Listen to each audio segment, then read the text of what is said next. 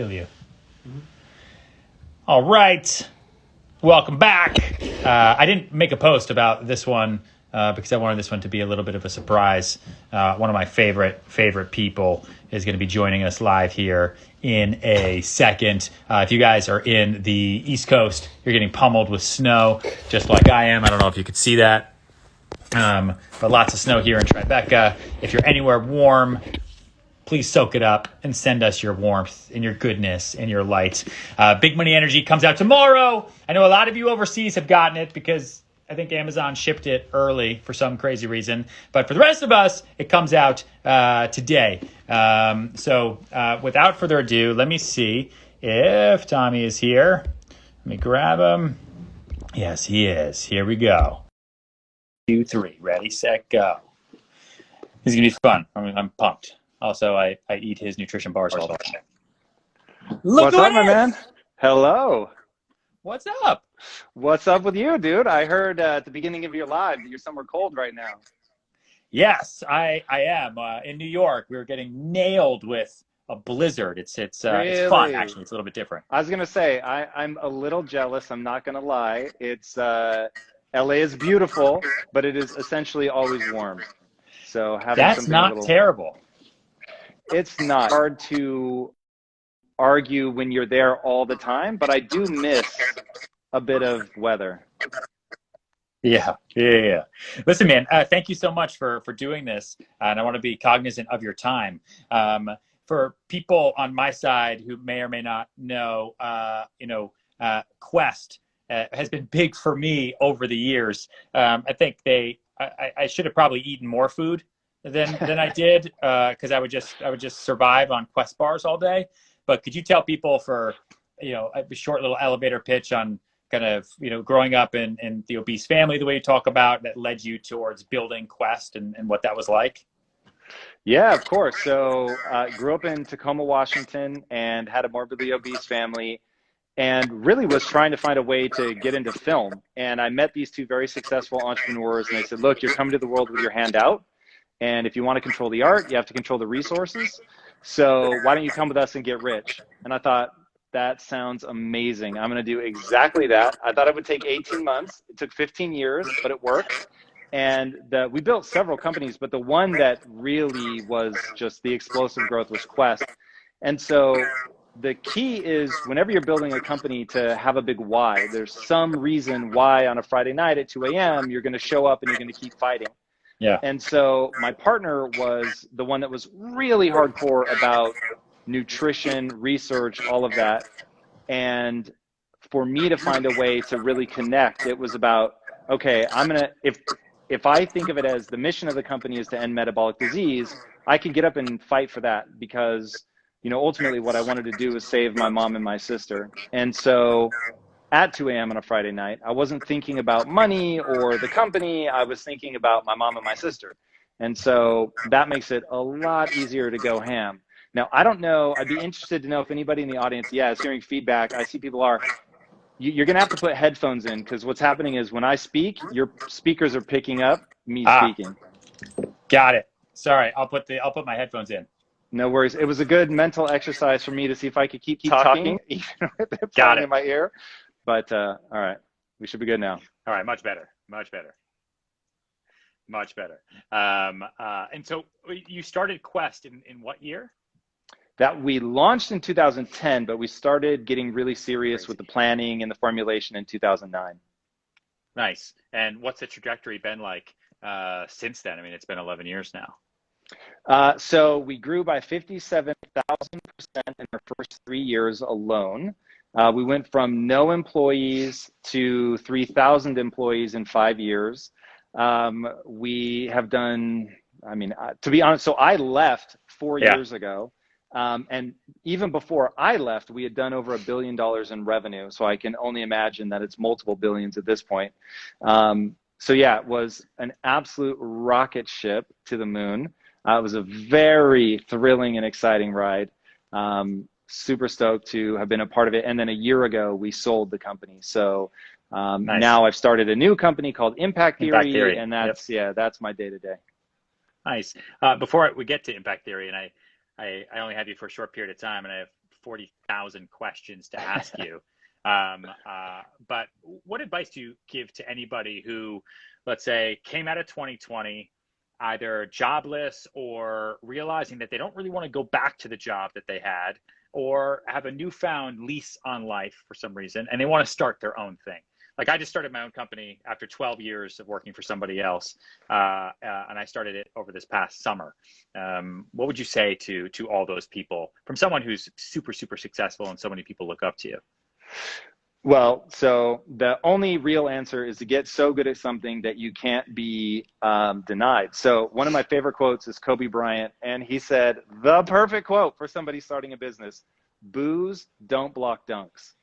And the reality is that people are gunning for you. There are competitors. The world is conspiring against you. And if you needed any other year than 2020 to make clear just how much chaos can enter your life and, you know, screw up even the most well-laid plans, the only antidote to that is skills, is to get so good at something. And, you know, looking at your own career, man, your career is the advice that people need. The fact that you outsold number 2 in your market by, like, they were, what, 70% lower than you in revenue? I mean, it's not even like you barely beat them, you trounced them. And that's how you win. And I wish it were just like, hey, be a good person and all that. But at the end of the day, like, you've got to actually be good at business. So what is the element of the business that you're going to strive to be the best in the world at? Now, whether you ever become the best in the world is quite frankly, don't worry about that. The thing people should focus on is just, there is an area that I'm going to pursue so ferociously that I can wake up with all seriousness every day and say, you know, I'm striving to be the greatest that's ever lived at that thing. And then you've got a shot. But if you don't become extraordinary, the odds of your business being here in 5 years are essentially zero. Yeah. Yeah. You know, you've kind of become this kind of key figure for someone who's able to encourage people to go after their entrepreneurial dreams and never settle for what life has handed them, right? I mean, that's like, that is your story. And I feel like there's so many people out there right now who can completely relate to that. What was the, you know, we know how incredibly successful Quest was, but what was the impetus to leave? I'm sorry if that's public information. I don't know. Was it to go and do impact theory and to build that? Yeah. So my whole life had been about, from the time I was 12, I knew I wanted to be a filmmaker, and which, by the way, is a very powerful lesson around how, for, you know, almost a decade of my life, I was able to really give myself to ending metabolic disease. That I don't believe we all have like one thing that we're meant to do. It's like, if you're going to do something, find those mental hooks that allow you to become just fiendishly passionate about something.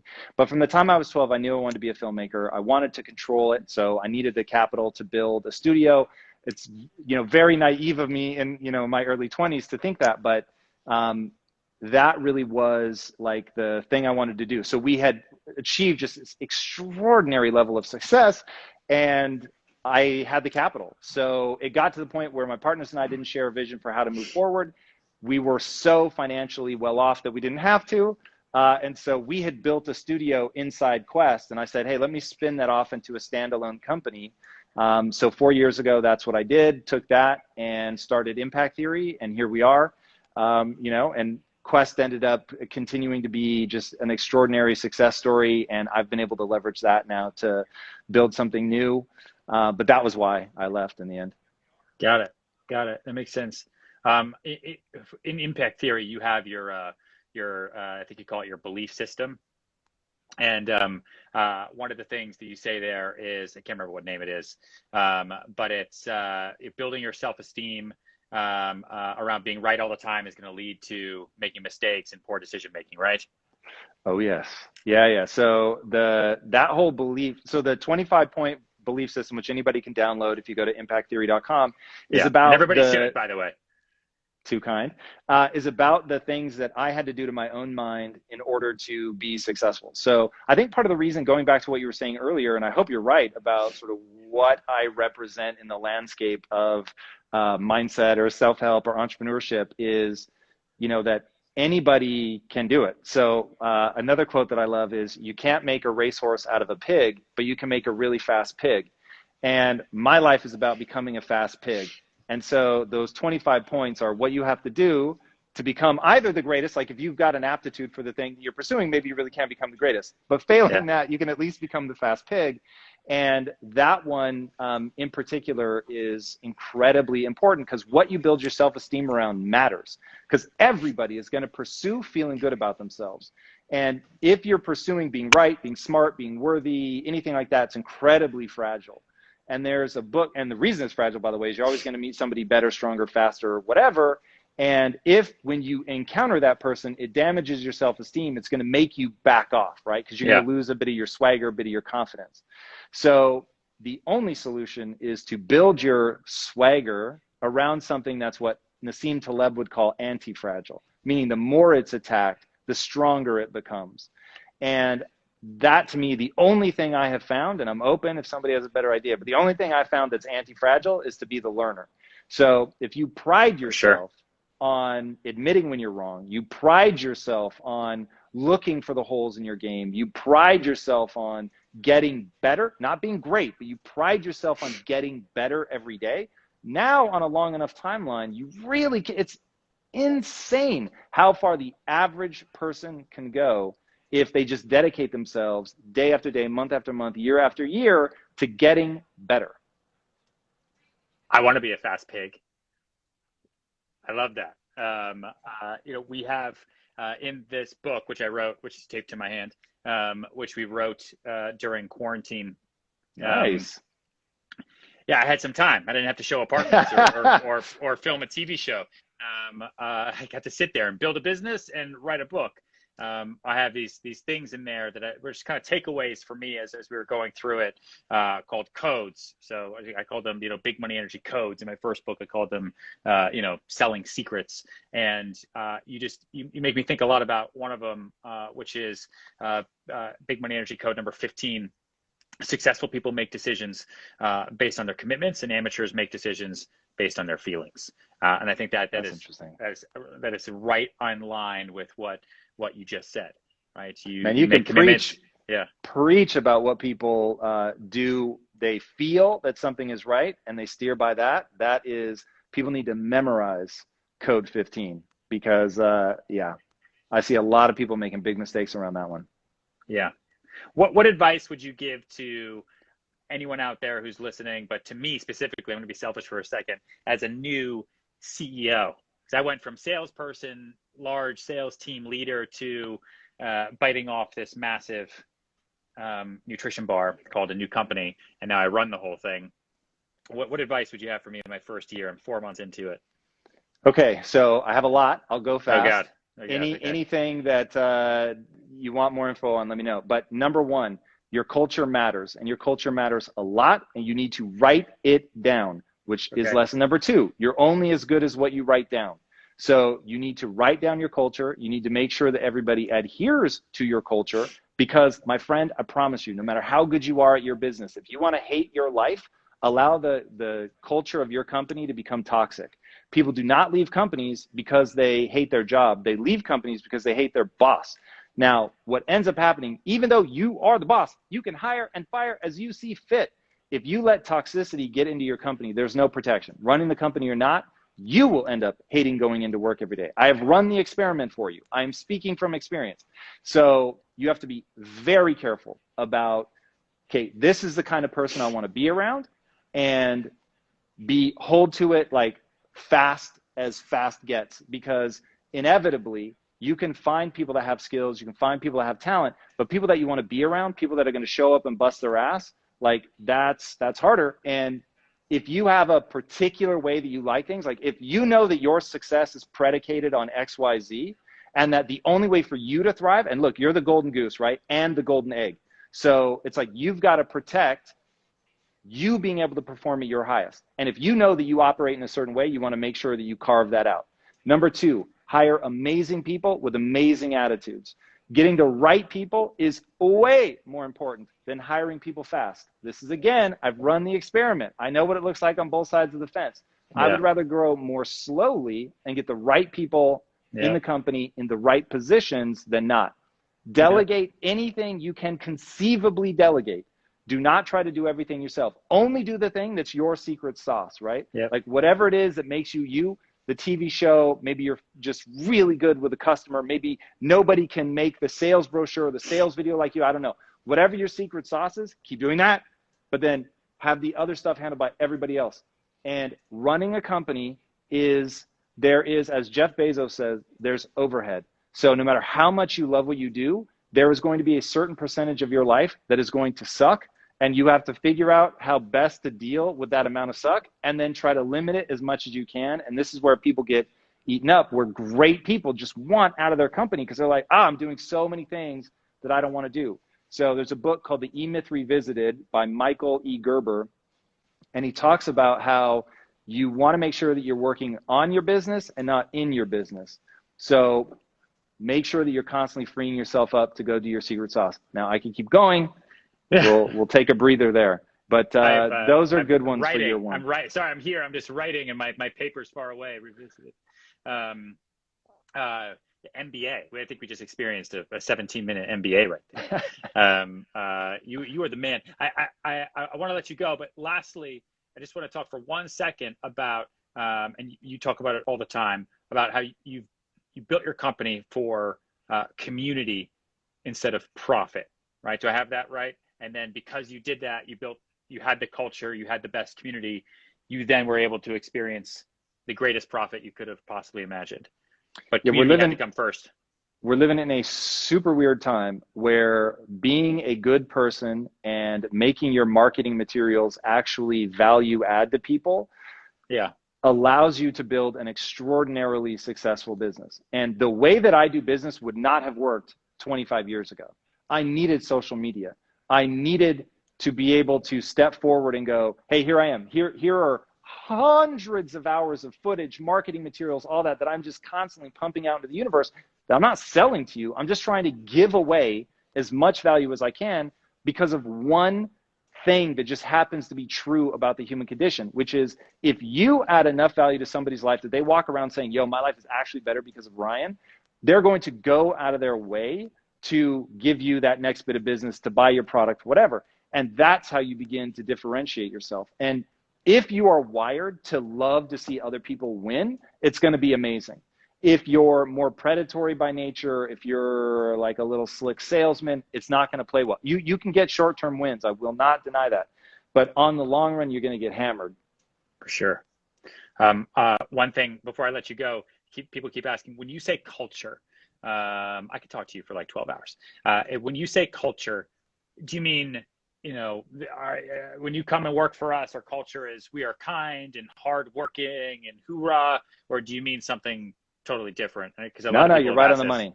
It is, our document goes something like this.